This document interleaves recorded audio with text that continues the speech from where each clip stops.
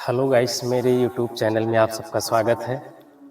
Paramhans comedy के नाम से मेरा यूट्यूब चैनल है और मेरे चैनल पे आप सब लोग जाइए, सब्सक्राइब करिए, लाइक करिए, शेयर करिए। और मैं आप सबके बीच हास्य होली गीत प्रस्तुत कर रहा हूँ।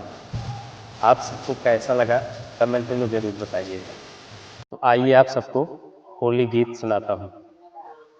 हो अब की होली नाही खेलब हम तो दलानी माँ, खेलब हम तो नाली माना। हो अब की होली नाही खेलब हम तो दलानी माँ, खेलब हम तो नाली माना।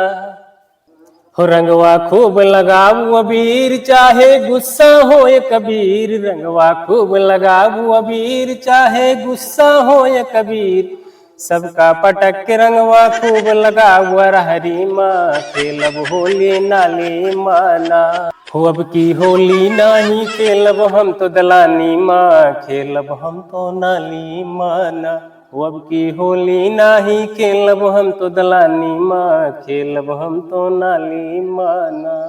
सबका दारू खूब पियाइब, हलवा पूड़ी जम के खियाइब। सबका दारू खूब पियाइब, हलवा पूड़ी जम के खियाइब। सबही कूदा रही है, सबही कूदा रही है, नलका नाला नाली माँ, खेलब होली नाली माना। हो अब की होली नाही खेलब हम तो दलानी माँ, खेलब हम तो नाली माना।